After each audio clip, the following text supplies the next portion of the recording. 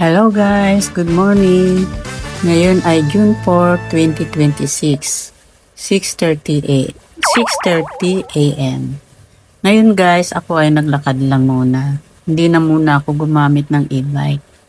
So sa aking paglalakad, meron akong mga nasalubong. Mukhang ito ay isang activities na may pupuntahan siguro sila. Kaya ito guys, tuloy-tuloy pa rin ang aking paglalakad. Papunta ako guys sa Robinson sa labasan. Kasi meron akong bibilhin doon. Kaya sinabay ko na ang paglalakad, isang exercise din ito. Ngayon ito guys, nasasalubong ko. Mukhang meron akong masasalubong guys na kakilala ko. Natatanawan ko sila. Naku, mukhang mapapasama pa yata ako sa kanila. Hindi ako makakarating sa labasan. Natatanawan ko sila. At natatanawan na rin nila ako guys. Nakakatuwa naman. Siguro guys, baka sumama na lang muna ako sa kanila. Hindi na muna ako pupunta sa labasan. Papakita ko sana sa inyong labasan. Ito guys, niyayaya na ako, kinakawayan na ako. Sige guys sasama ako sa kanila. At pagdating doon, magkita-kita tayo doon. Dito pala ang punta namin. Dito sa Flowers Park, San Pedro, Laguna. Dito rin ito sa loob ng Pasita. Matatagpuan ito dito sa 17th Street, Phase 6. Project ito ni Baby Katakis noong siya ay mayor pa. So, ang ganda-ganda nito, nung bago pa noon. Tagal na rin to ilang taon na rin ang lumipas. So, napabayaan ng sandaling panahon dahil nagpalit na ng mayor. So, ngayon, pinaganda uli siya. Ngayon, napasok ko uli ito. Maganda na uli. Ang gaganda uli ng mga bulaklak. Naalagaan na uli siya. Dati ito, vacant lot na ginawang parking lot ng Paktoda, Pichay. Ang dami mga tricycle dito na nakaparada dati. As in talagang hindi to magandang lugar dati. So ginawa itong park ni Baby Katakis. Pinaganda. So ngayon, lalo siyang gumanda.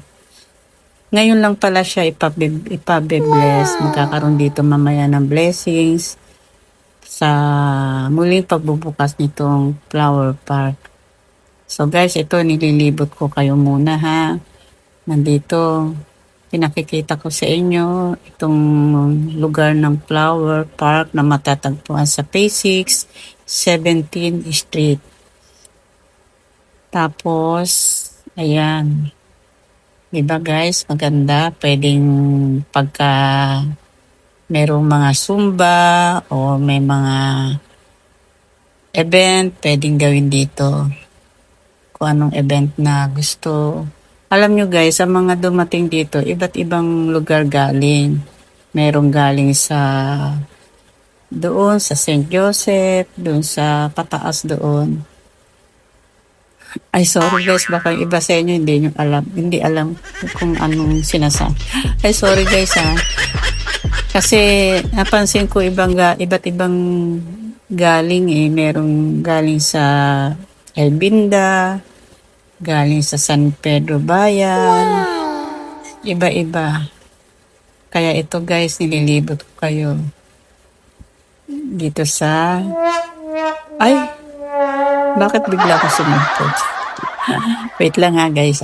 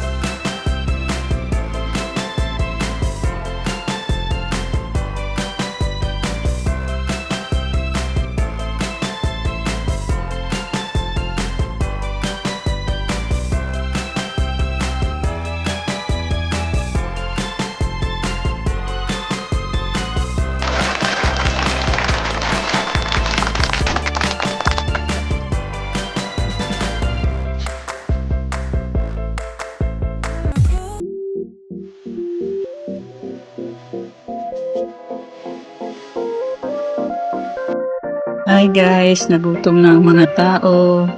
Nagutom, nauhaw. Kaya ito guys, merong palugaw ang ating mayor. Ang sarap ng lugaw guys, merong manok. Ayan, nakapila ako sa likod guys. Ang sarap, kita nyo naman, diba? Lahat yan guys, napakain, sobra-sobra. Ang sarap guys, ang lahat. Oh, wow! Ang lugaw. Ayan guys, umuusok pa nga. O, kita nyo guys, mainit pa siya, bagong luto.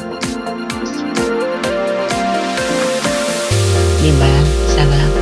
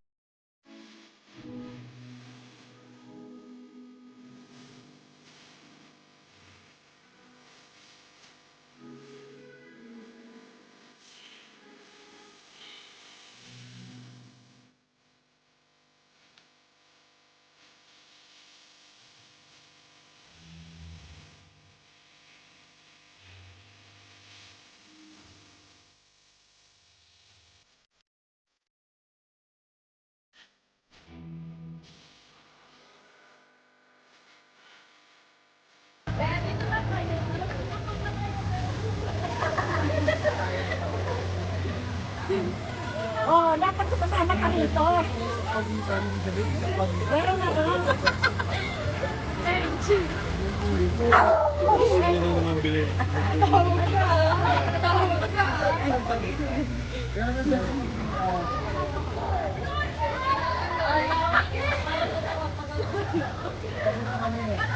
Siguro lang sabihin mo sana sa pasitawan. Nasabi ko sa pag-iwas. Asa si ate? Lagyan mo ng end. Ay, ate. Ayan. Nalagyan mo sa ano. Nalagyan mo ng end.